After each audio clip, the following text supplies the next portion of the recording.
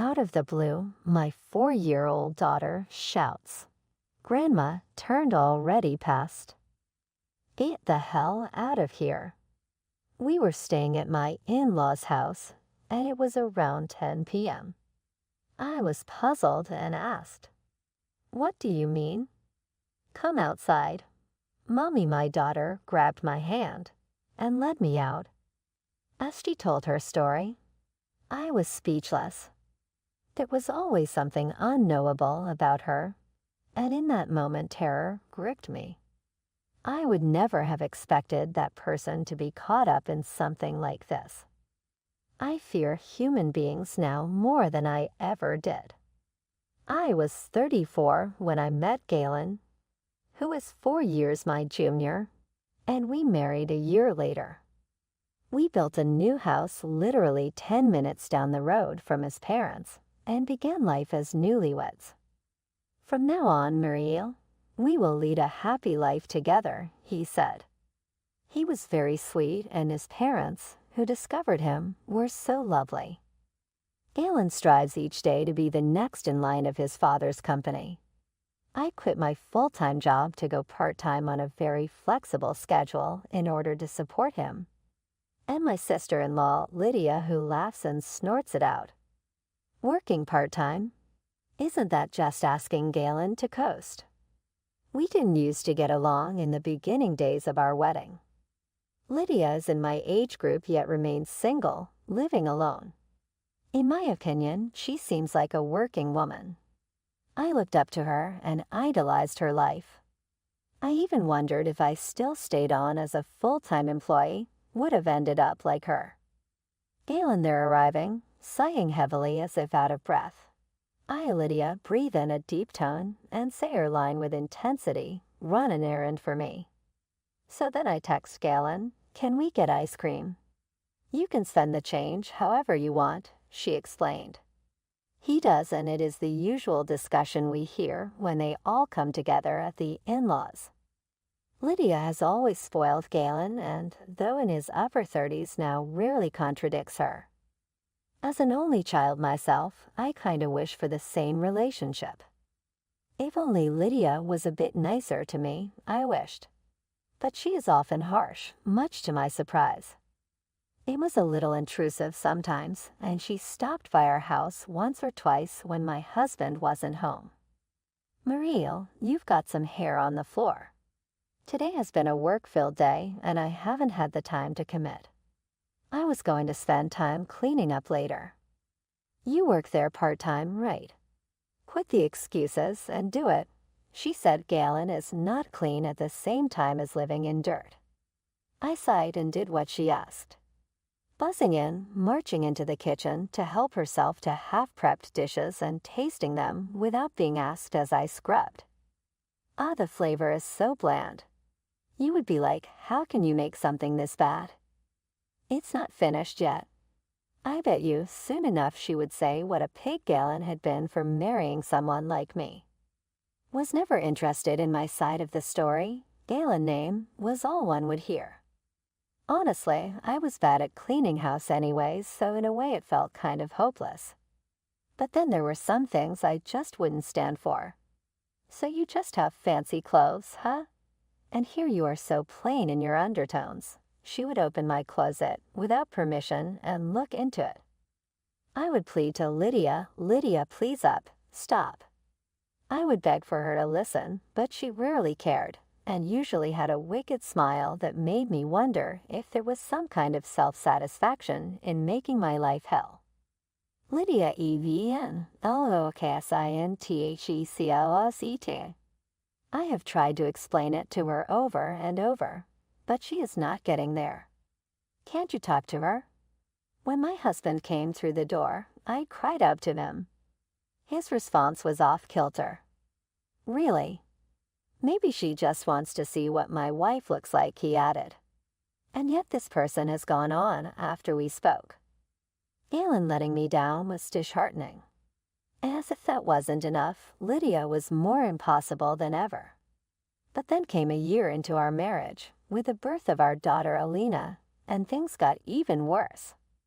My sister-in-law was frustrated with us. Our daughter cried on, and she gave me a dirty look. She cries so much. It's your poor parenting.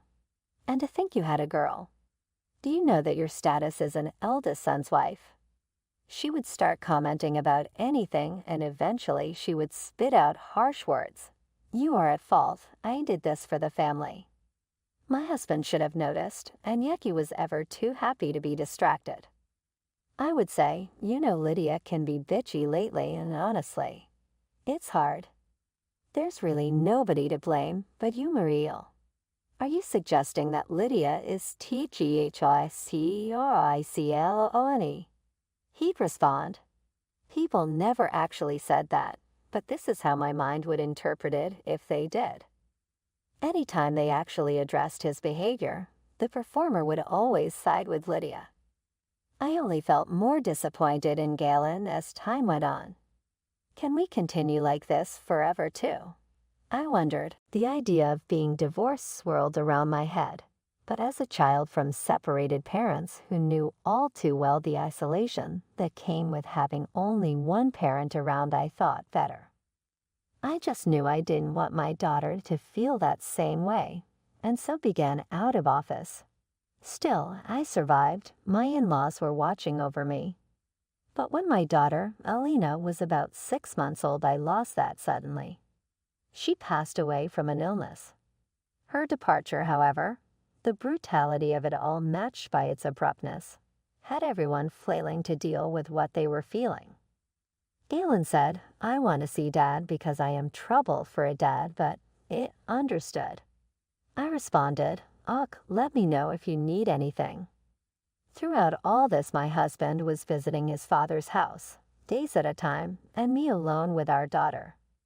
At times he came home at night. I asked about the reason. Dad is lonely on his own. Yet you also see your dad at work, don't you? Can you ask Lydia to handle family business? I suggested.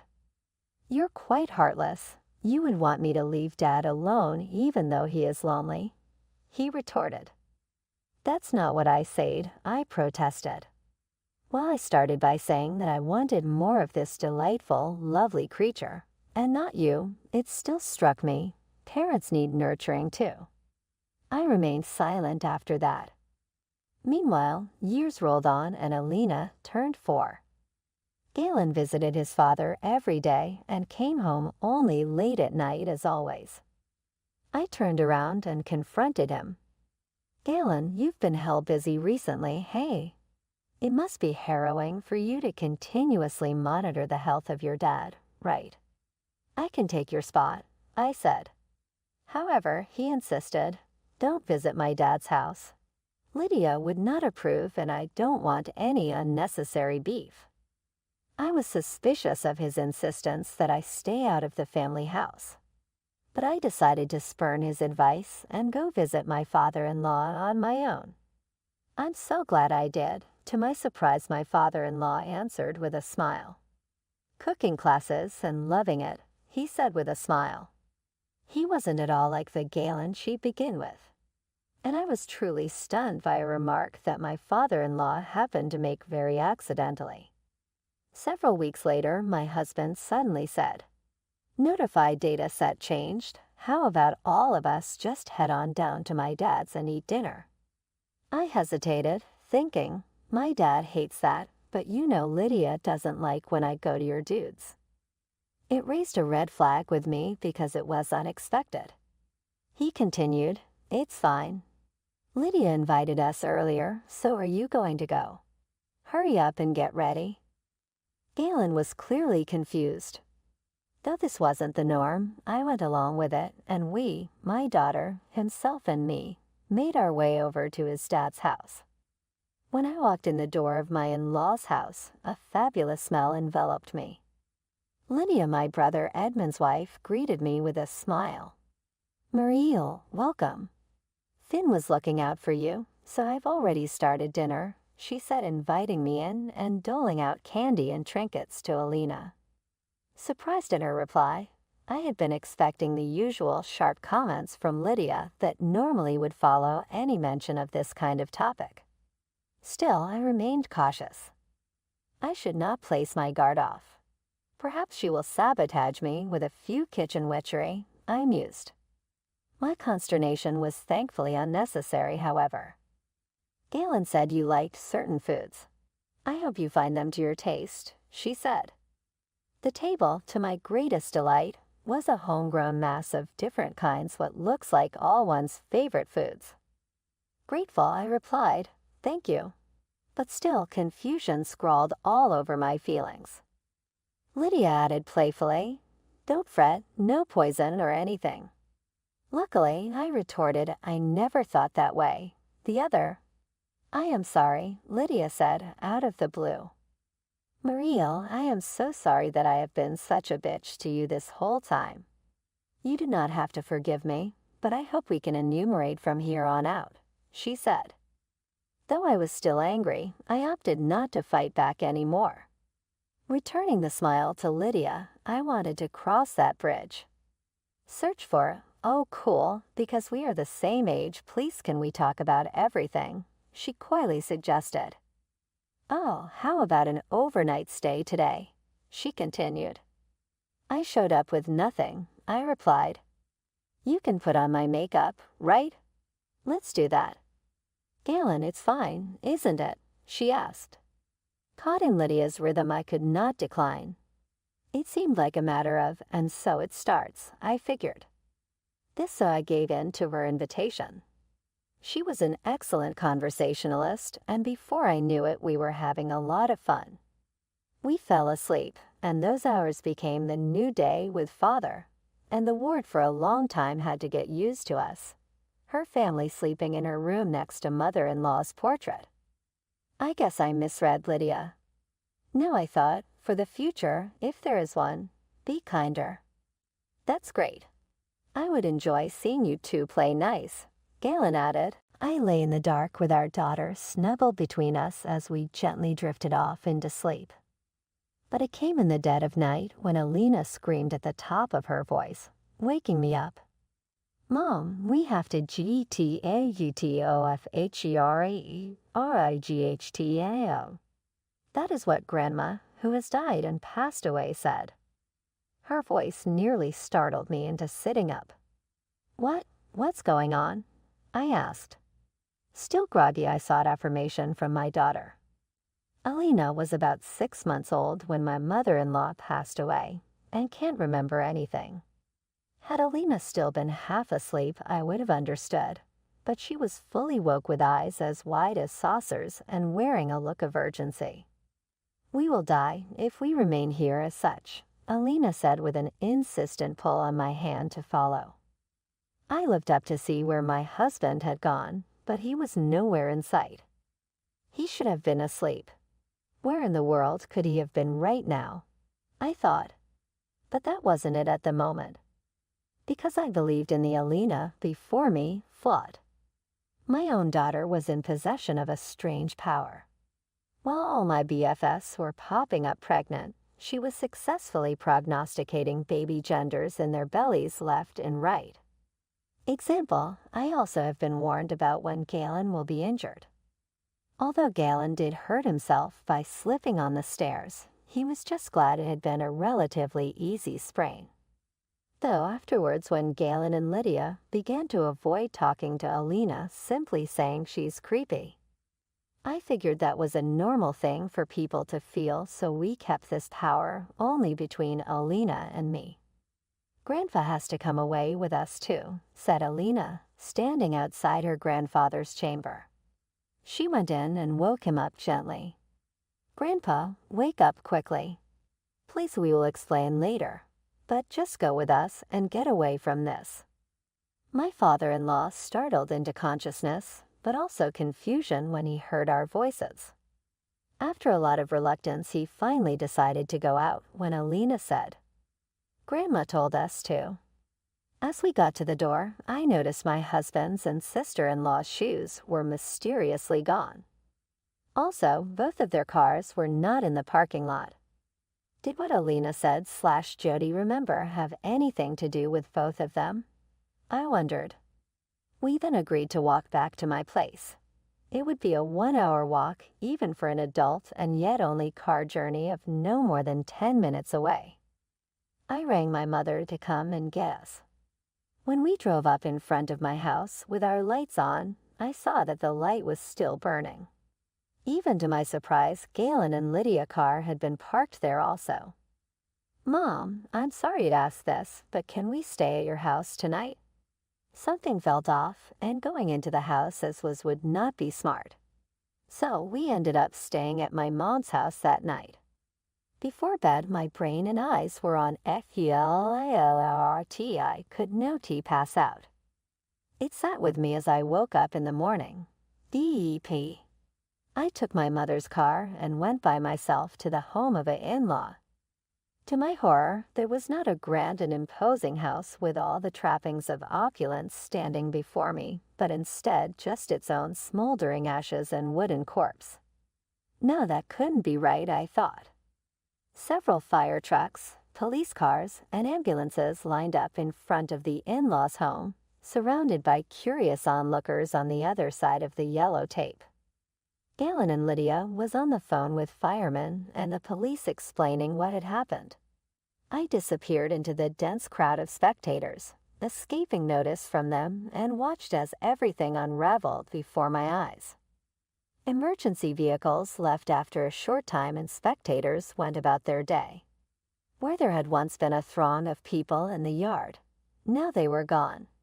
I stood, or rather lurked, in the shadow of a nearby car as my husband talked frustrations with his sister from where they taped off the area, having fuck all else to do but stand there gawping at what was now nothing bigger than a matchstick dollhouse. ALADD, I have twins with autism, and here's what you need to know: tasks for twins. It really went up in flames. I needed the leather binding that used to form Alina and Marielle, but back when they were worthwhile. If they do, it's a miracle.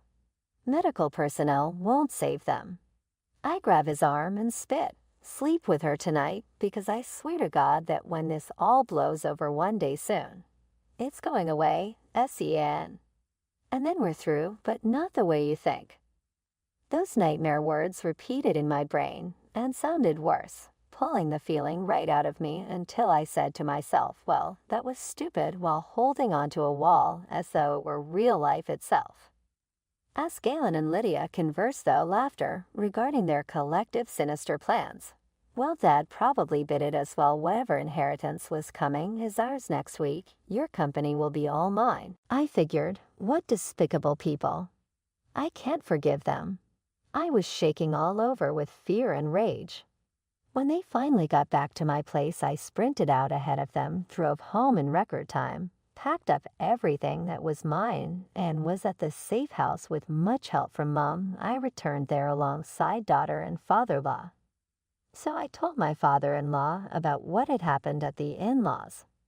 Listen up, there is something you should know. Oh my God, what has happened? No, I won't forgive him. His face turned into a mask of shock and rage. We would follow through, we said to each other. My son and I had chosen retribution for your father and aunt. I left Alina with my mom and stood on the front step of our house with his dad that night. I raised my hand for the intercom, but quickly retracted it. The thing that I like the most about a YouTube bro is it makes me remember to clean my own fucking house. Like Jameson, this was your Dan home. But personally, I decided to unlock the front door. I heard a rattling sound, and there was Galen, peeking discreetly from the inside. He went white as a sheet and scampered back into the chamber. He came back a few minutes later with Lydia. "Why are you here?" she asked, looking ashen. However, just as her eyes met ours, she turned and raced back to my father-in-law, where she clung on as if relieved. "Thank goodness you're alive. You were nowhere to be found, and they said you weren't in the ashes. We were so worried. Yep, I have been praying since you know that you all must be safe," Galen went on teasingly while also hugging me. I just push away his arms and walk a step or two back from my husband. "Hands off. Alina's your mom did that so we could find each other." "Mom." But she died years ago, he said. Exactly. Don't spout nonsense.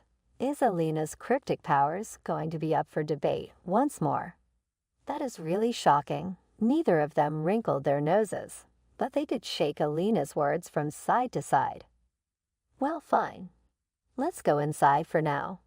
Come on, this is my home after all. Your dad's here. I shoved the kids out of my way and coaxed father-in-law into the house. When we all entered, Galen followed and put a hand on my shoulder as he said, "Wait. Did I not tell you never to fondle me so familiarly? Are you having a hysterical moment, Maria? Is it that your hormones are out of kilter? This is why women in their 40s get a bad rep."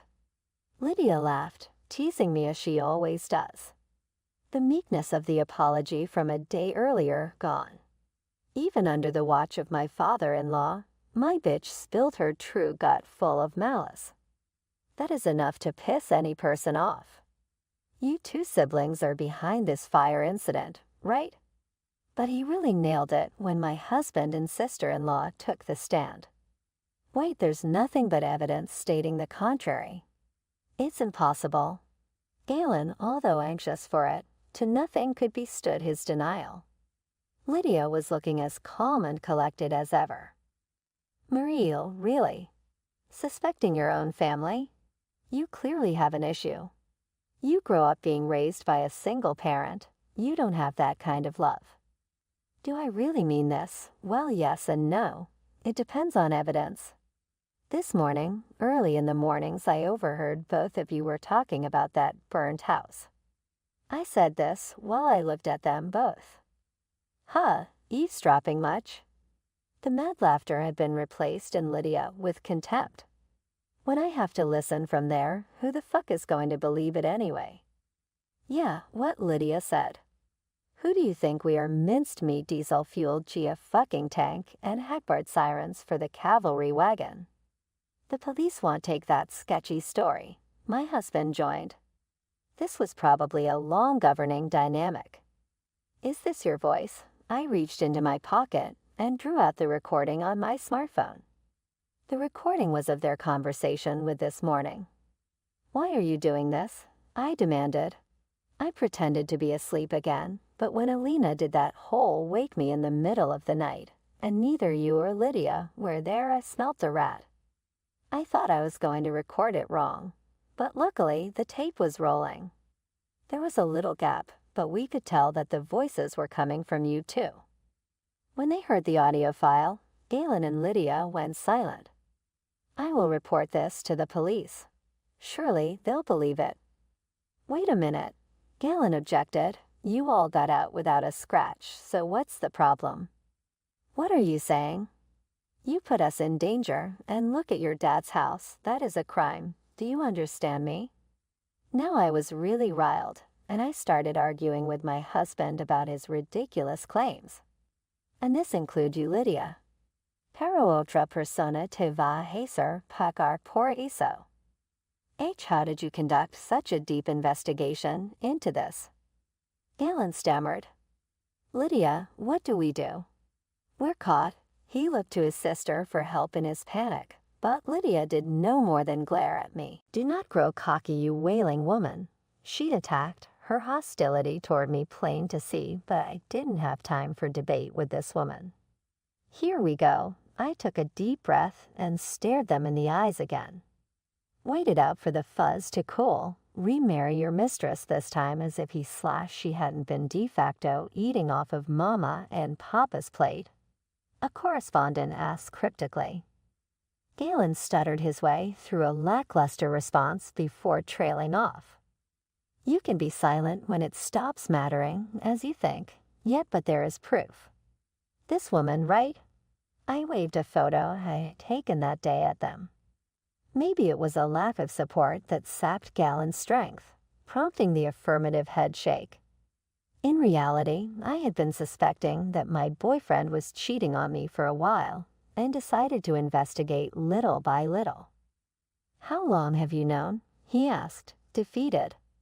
Well, it all began from when you started saying that you were checking on your dad, and after then onwards, late-night returns become constant, or we should say they never ended till last long. Although when your dad said something, I became very sure that Galen had told me not to go his dad's house, but I went anyway. One time my father-in-law had told me, "You are the only one who will come to visit." It was a shock to me, who believed that Galen visited his father often. Photo of Lydia also makes it seem as though Galen, you have her blessing on your affair. I called them out on it with the proof in their face. So what? So this is one more example of how you're to blame for being cheated on.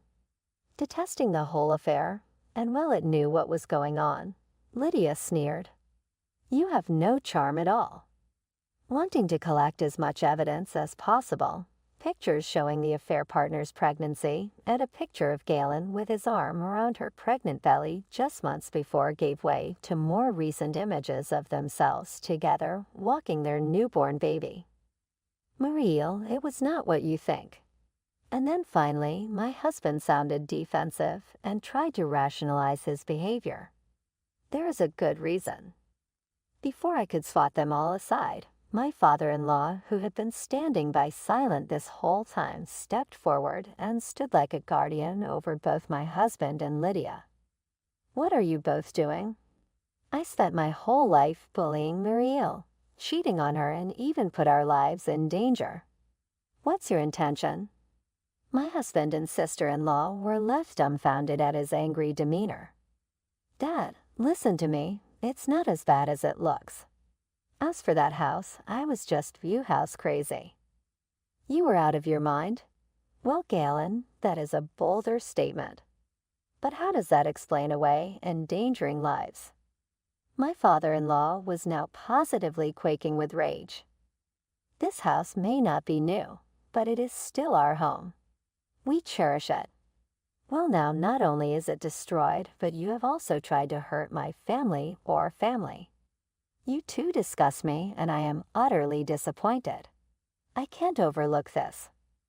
My husband and, of course, Lydia were shocked at their father's response. All right then, we are done here.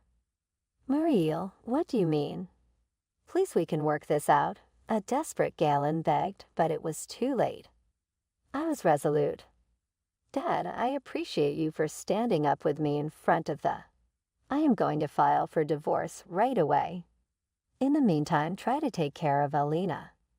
My husband, in what seems like complete despair and devastation, looked at me while grasping for the tiniest of hope. But I paid him no attention and asked my father-in-law, who didn't say a word. So, no need to worry about. I'll stand by you, Mariel. His words gave some hope. And so, husband and his sister have fallen to the wayside in a